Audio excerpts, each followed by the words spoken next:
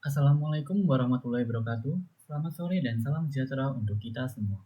Alhamdulillah, puji syukur kita panjatkan kehadirat Allah Subhanahu wa taala karena pada hari ini kita dapat bertemu dalam kegiatan penyuluhan mengenai peningkatan kualitas air pada budidaya ikan lele di Desa Mancilan, Kecamatan Mojoagung, Kabupaten Jombang. Perkenalkan, saya Muhammad Alvin Andiansyah dari Program Studi Agrobisnis Perikanan Fakultas Perikanan dan Ilmu Kelautan Universitas Brawijaya. Pada kesempatan kali ini, saya akan menyampaikan tentang materi penyuluhan. Terima kasih kepada rekan-rekan pembudidaya yang telah meluangkan waktu untuk mengikuti kegiatan ini. Saya berharap selama kegiatan berlangsung, rekan-rekan dapat berpartisipasi aktif melalui sesi diskusi maupun sesi tanya jawab yang akan kita lakukan bersama. Baik, sebelum masuk ke materi utama, terlebih dahulu saya akan menjelaskan tentang tujuan dari kegiatan penyuluhan ini.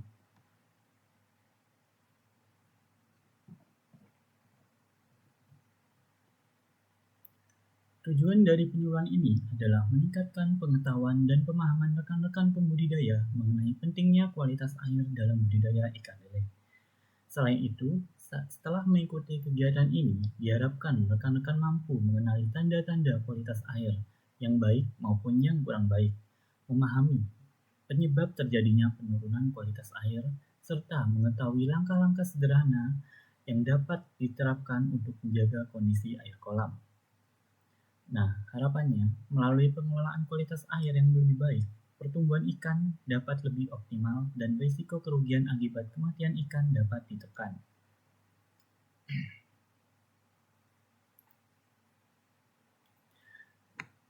Sebelum saya menjelaskan lebih lanjut, saya ingin bertanya kepada rekan-rekan.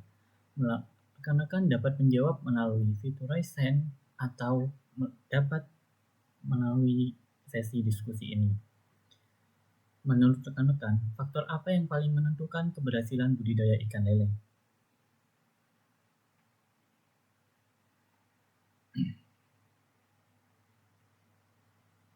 Oke, langsung pertanyaan kedua. Apakah kualitas benih, pakan, atau kualitas air itu?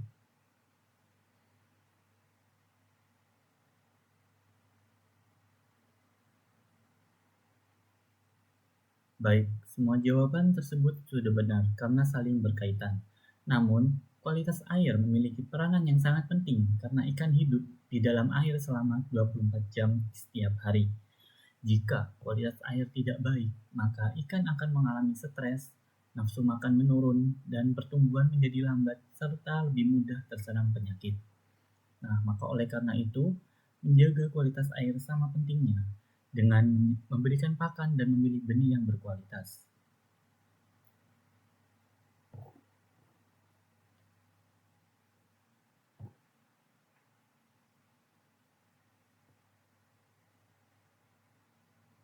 Sekarang kita akan membahas bagaimana cara mengenali kualitas air yang baik. Rekan-rekan dapat memperhatikan di dalam gambar bahwa air kolam yang baik umumnya tidak berbau menyengat, tidak terlalu keruh, memiliki warna hijau kecoklatan, serta membuat ikan tetap aktif bergerak dan memiliki nafsu makan yang baik. Saya ingin bertanya, apakah dari rekan-rekan biasanya mengecek kondisi air hanya dari warnanya saja?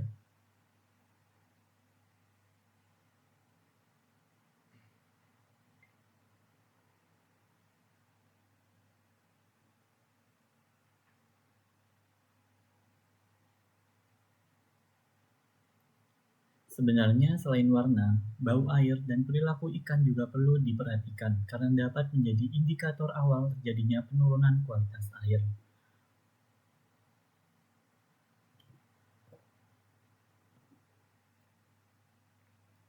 Nah, pada slide ini saya akan masuk ke penyebab menurunnya kualitas air. Oke, jadi penyebab pertama penurunan kualitas air yang ada di lapangan umumnya adalah pemberian pakan yang berlebihan. Pakan yang tidak habis dimakan akan mengendap di dasar kolam dan mencemari air. Selain itu, penumpukan kotoran ikan, pergantian air yang tidak rutin, dan kepadatan ikan yang terlalu tinggi, serta kurangnya aerasi juga dapat menyebabkan kualitas air menurun. Saya ingin bertanya, Dari rekan-rekan, menurut pengalaman masing-masing, faktor mana sih yang paling sering menyebabkan air kolam cepat keruh?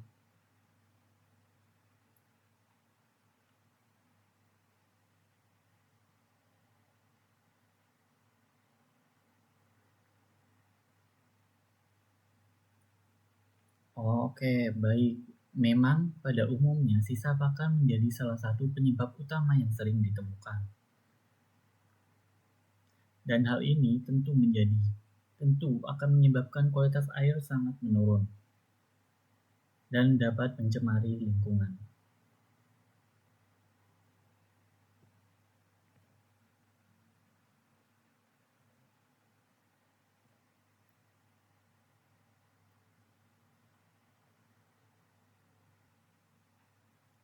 Nah, dari slide sebelumnya, kita dapat mengetahui bahwa apabila kualitas air tidak dijaga dengan baik, maka dampaknya akan langsung dirasakan oleh ikan. Ikan akan menjadi mudah stres, pertumbuhannya melambat, dan lebih rentan terserang penyakit, atau bahkan dapat mengalami kematian. Nah, kondisi tersebut tentu akan berpengaruh terhadap hasil produksi dan pendapatan budidaya nantinya. Nah, coba sekarang rekan-rekan bayangkan, apabila dalam suatu kolam terjadi kematian ikan secara massal menjelang panen, tentu kerugian yang ditanggung akan cukup besar, bukan? Nah, jadi oleh karena itu, pengelolaan kualitas air perlu menjadi perhatian utama dalam budidaya ikan lele.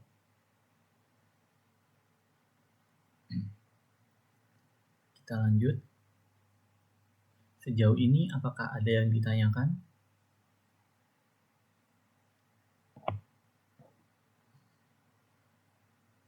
Oke, baik. Jika tidak ada, lanjut kita ke slide berikutnya. Setelah mengetahui penyebab dan dampaknya, sekarang kita akan masuk pada langkah-langkah yang dapat dilakukan untuk menjaga kualitas air.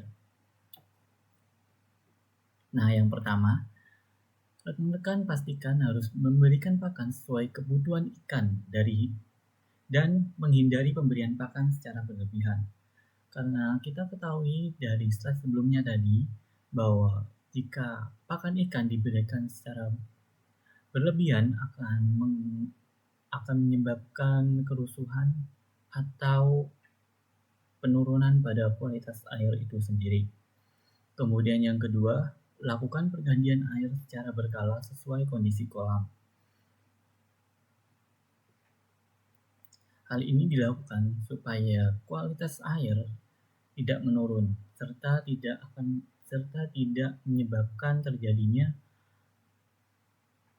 atau munculnya patogen-patogen berbahaya yang dapat mengganggu ekosistem ikan. Yang ketiga, membersihkan dasar kolam untuk mengurangi penumpukan sisa pakan dan kotoran.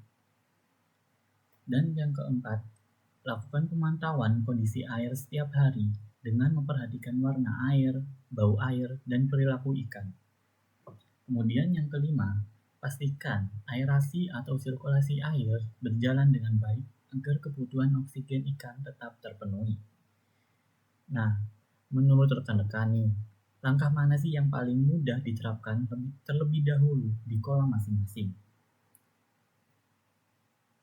Saya akan memberi waktu rekan-rekan untuk menjawab.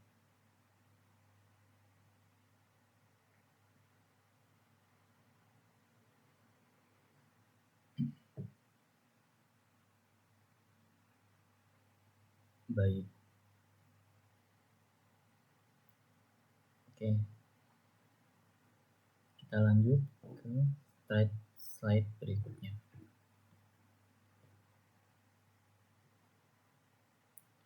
Selanjutnya, saya akan menunjukkan demonstrasi singkat mengenai cara sederhana memantau kualitas air kolam. Rekan-rekan perhatikan pada gambar. Pada demonstrasi ini, kita akan melihat cara mengamati warna air, mengecek bau air, memperhatikan perilaku air, memperhatikan perilaku ikan, serta memberikan dasar kolam.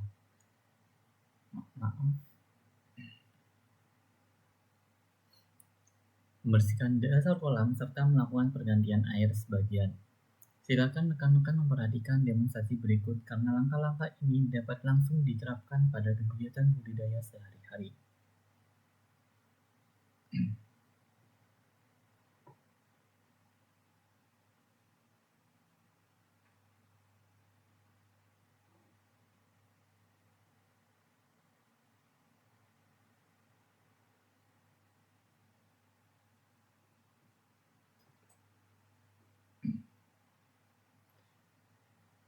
Jika ada yang ingin ditanyakan, dipersilakan ya, rekan-rekan.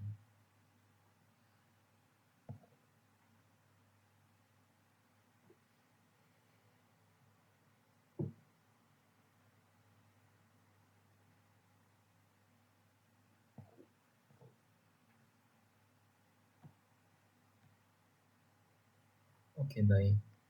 Kita langsung lanjut ke slide berikutnya. Baik, setelah penyampaian materi tadi dan demonstrasi selesai, sekarang kita masuk ke sesi diskusi. Saya ingin mengajak rekan-rekan untuk berbagi pengalaman terkait pengelolaan kualitas air di kolam masing-masing. Misalnya, masalah kualitas air apa yang paling sering terjadi, dan seberapa sering perlu melakukan pergantian air.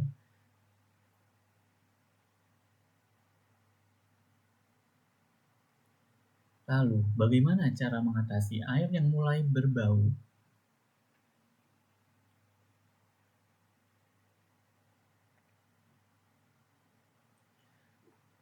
Dan yang terakhir, kendala apa yang dihadapi dalam menjaga kualitas air kolam? Nah, silakan jika ada yang ingin menyampaikan pendapat atau pertanyaan, langsung saja disampaikan melalui kolom komentar atau kolom diskusi.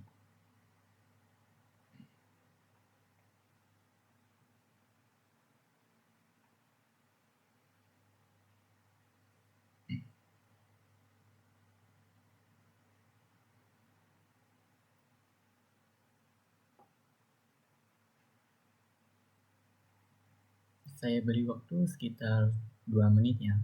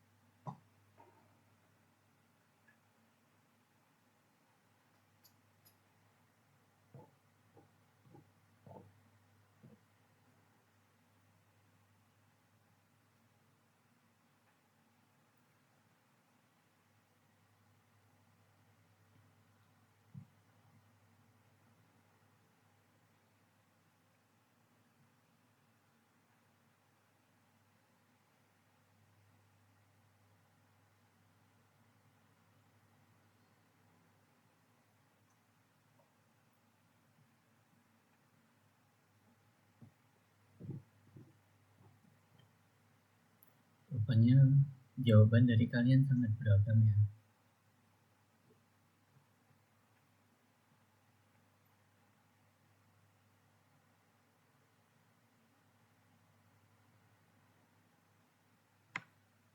Oke, karena waktu sudah habis, maka kita akan lanjut ke sesi berikutnya. Evaluasi dan kesimpulan. Nah, sebelum kegiatan kita akhiri, saya ingin mengajak rekan-rekan untuk mengingat kembali materi yang telah kita bahas sebelumnya. Yang pertama, coba sebutkan 2 ciri kualitas air yang baik. Saya beri waktu sekitar 20 detik.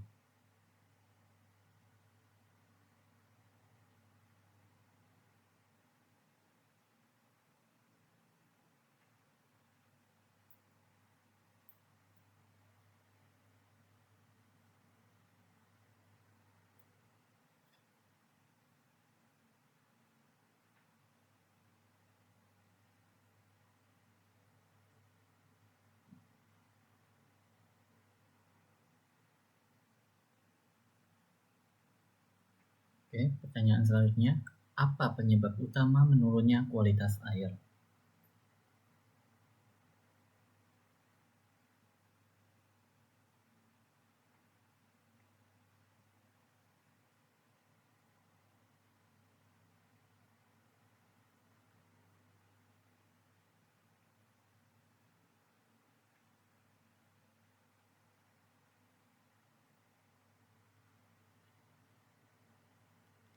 langsung ke pertanyaan berikutnya.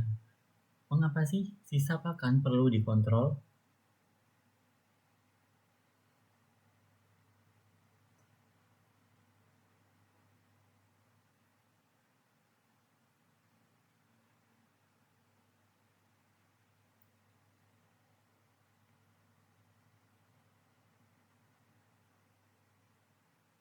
Untuk pertanyaan terakhir, bagaimana cara sederhana untuk menjaga kualitas air kolam?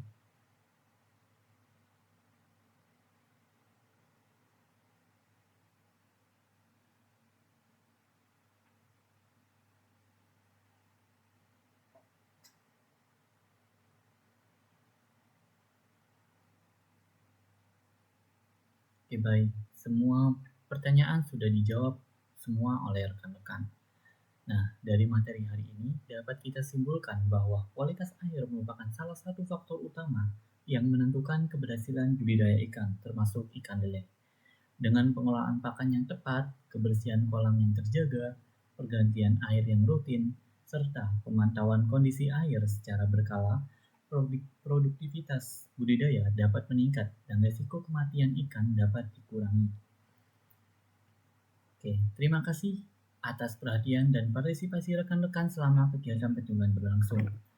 Saya, Muhammad Alvin Ardiansyah, mengucapkan pamit dan selamat menjalankan aktivitas berikutnya. Sekian, wassalamualaikum warahmatullahi wabarakatuh.